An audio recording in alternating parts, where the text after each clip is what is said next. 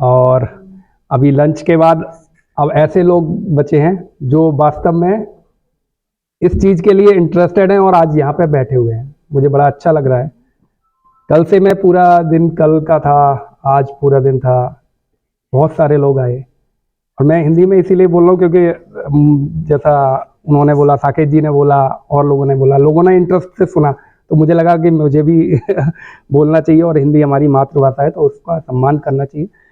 तो मैं doctor Rajeev Mishra, federation of electric vehicles, हम लोग इलेक्ट्रिक व्हीकल का एक ऐसा एसोसिएशन है जिसके अंदर में ओके, तो फीबा एक ऐसा एसोसिएशन है जिसके अंदर में काफ़ी अलग तरह की ईवी कंपनीज हैं। We are having almost 1500 participant in the 600 companies under our umbrella and we are doing it last 5 years और ऑल ओवर इंडिया हम लोगों ने अलग अलग चैप्टर बनाए हुए हैं। ईवी पे कैसे काम करते हैं, इनको एजुकेट कैसे करना है। We peoples are having more than 70 years experience. हमारे सामने ही मिस्टर एच.के. अग्रवाल जो हमारे हैं, he is 92 years old and still he is working with us and हमें सपोर्ट करते रहते हैं। 1970 में मैं ऐड करना चाहूँगा, 1970 में उन्होंने ये अपने देश के लिए बैटरी का एक इनोवेशन करा था और उन्होंने रेट्रोफिटिंग के थ्रू वहाँ पे दिया। आज भी वो उनका जीस्ट यही रहता है कि कैसे, क्योंकि अभी वो खुद फिजिकली नहीं कर सकते लेकिन इनोवेशन जिसे करना हो वो सपोर्ट वहाँ से मिल जाता है। ऐसे लोग हमारे साथ जुड़े हुए हैं। लघु उद्योग भारती हमारे साथ है और हम लोग कोशिश यही करते हैं कि ज़्यादा से ज़्यादा इसे, तो ये हम अभी क्विकली देखेंगे कि कैसे इलेक्ट्रिक व्हीकल आया, कहाँ से इन्वेंट हुआ। तो future of electric vehicles, we will cover like electric vehicles, yes. So we will cover like electric vehicle, how electric vehicle works, and then history of EV, then carbon emission, number of deaths due to this, and major factor of this EV.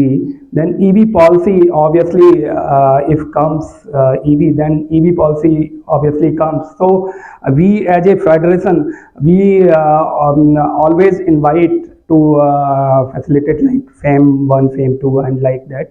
And हमारे chairman भी doctor S K. Saroj हैं जो having more than 25 years experience in this field and हम लोग purely technical हैं और government के साथ हमारी लाइसेंसिंग रहती है। तो इन सब चीज़ों पे हम रिसर्च करके आगे बढ़ते हैं।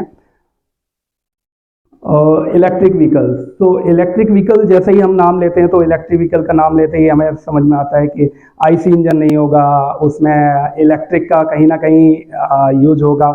इलेक्ट्रिक का मतलब पहले हम सोचते थे कि इलेक्ट्रिक या तो ऊपर से कहीं दिया जाएगा ट्रॉम टाइप में या फिर उसे बैटरी के थ्रू।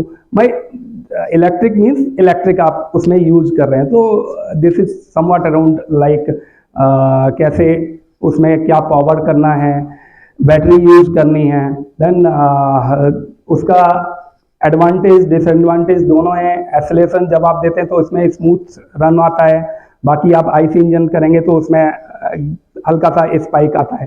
तो इस तरह से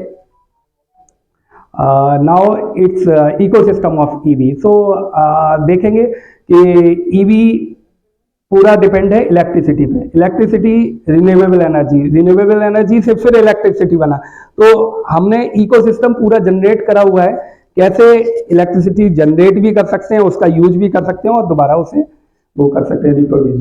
तो यहाँ पे पूरा एक सर्किल बना हुआ है, आप उसमें देखेंगे न्यू इन्वेंशन। न्यू अगर हम ईवी की बात करते हैं तो नया इन्वेंशन है, इसमें एम्प्लॉई ज़्यादा से ज़्यादा एम्प्लॉयमेंट मिलेगा लोगों को, क्योंकि हमारे देश में इतना जितना बड़ा इसका जनसंख्या है, आज हम नंबर 1 पे हैं, तो उतने ही बड़े रिसोर्सेज हैं। जितना इस देश में इंक्यूबेशन हो रहे हैं, जितने इस देश में संभावनाएं जनरेट हो रही हैं, तो नए नए आ रहे हैं, इसीलिए हो रही है। तो यहाँ पे फिनेंस की ज़रूरत होती है, then insurance, R&D, then net metering हो गया, टेस्टिंग एजेंसीज, मतलब all are involve in this. अगर हम ईवी की बात करते हैं तो बहुत सारे लोग इसी चीज में इन्वॉल्व हो जाते हैं। सिंगल एक ईवी कहने से मतलब एक ईवी व्हीकल नहीं होता, बल्कि अदर एंसिलरीज एंड उनके डिपेंडेंट जितने भी कंपनीज होते हैं वो होता है। तो हिस्ट्री ऑफ ईवी चलते हैं। जैसा मैंने बताया था, ईवी आज का नहीं है, it's almost 200 years old, 190 plus years old. और आप देखेंगे स्कॉटलैंड में इसका पहले जो हुआ था 1837 में, जो उस टाइम उन्होंने इन्वेंट करा था, वो उन्होंने इलेक्ट्रिक व्हीकल करा था, लेकिन कुछ और रूप में था, क्योंकि चीजें आती हैं लेकिन उस टाइम बूम अप नहीं हो पाया, टर्न अप नहीं हो पाया, तो या उस समय की इतनी ज्यादा मांग नहीं थी, जो भी रहा हो। तो 1837 में ये फर्स्ट हमारी स्कॉटलैंड में हुआ।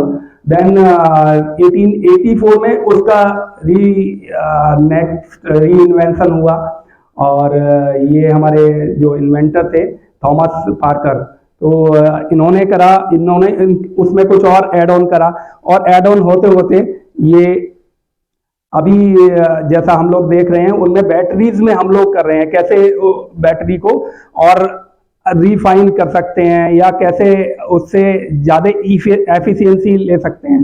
तो 1830 में नॉन चार्जेबल बैटरीज थी। देन दौर आया 1859 का, तो चार्जेबल बैटरी आने लगी, क्योंकि नॉन